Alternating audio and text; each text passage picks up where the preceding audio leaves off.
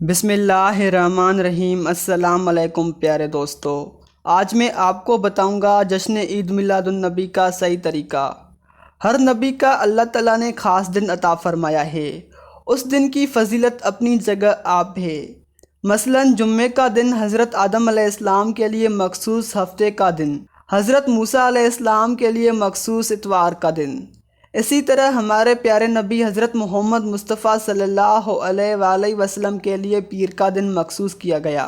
مثلاً حضور کا میلاد پیر کے دن، نزول قرآن پیر کا دن، سفر معراج پیر کا دن، فتح مکہ پیر کا دن، سفر ہجرت پیر کا دن، آپ کا وصال مبارک بھی پیر کا دن۔ نبی کریم صلی اللہ علیہ وآلہ وسلم اپنی حیات مبارک میں کل 7 عمرے کیے اور ہر عمرہ پیر کے دن کیا۔ آج بھی اہل مکہ اور مدینہ کا یہ معمول ہے کہ پیر کے دن وہ اپنے بچوں کو نہلا کر، تیار کر کے، روزہ رکھ کر یوم منود اور افطاری کا دسترخوان بچھاتے ہیں۔ آج مسلمان کا بچہ بچہ جانتا ہے حضور کی ولادت سے قبل 400 درندگی اور حیوانگی تھی، قتل، غلامی اور قید کی زندگی کا برا دور تھا۔ اپنی سگی بیٹیوں کو زندہ دفن کیا جاتا تھا، شوہر کو بیوی کے ساتھ زندہ دفن کیا جاتا تھا، ماں باپ کے مرنے کے بعد فروخت کر دیا جاتا تھا۔ جاہلیت اور جنگ کا زمانہ تھا، سب کو امید تھی کہ خدا اس انتہا کے دور میں بھی کوئی نہ کوئی وسیلہ ضرور دے دے گا۔ اس اندھیر نگری میں بھی یکایک معراج منیر پیغمبر امن دکھی انسانیت کی پناہ، عدل و انصاف والا، عورتوں، بوڑھوں، بچوں کو حق دینے والا، آمنہ کا لال حضرت محمد مصطفیٰ صلی اللہ علیہ وآلہ وسلم مکہ کی زمین میں پیدا ہوئے۔ جب حضور اکرم صلی اللہ علیہ وآلہ وسلم پیدا ہوئے تو اللہ تعالیٰ نے سب عورتوں کو بیٹے عطا کیے اور کئی سالوں کے خشک دریا بہنے لگے، زمین زرخیز ہونے لگی، ہر چیز میں برکت ہونے لگی۔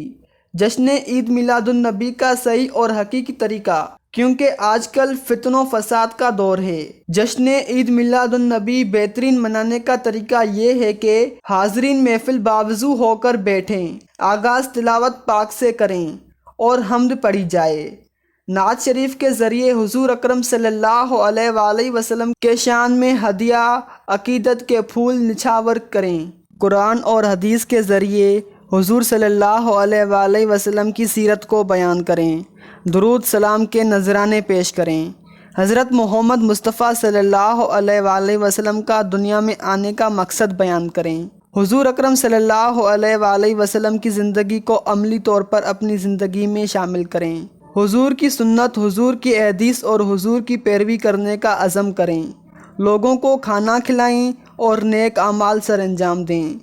گزارش ہے کہ جشن عید میلاد النبی جوش و خروش سے منائیں، مگر خیال رہے اس میں ایسی کوئی خرابی نہ کر بیٹھیں جس میں سارا اعمال بیکار ہو جائے اور خدا اور رسول ناراض ہو جائیں۔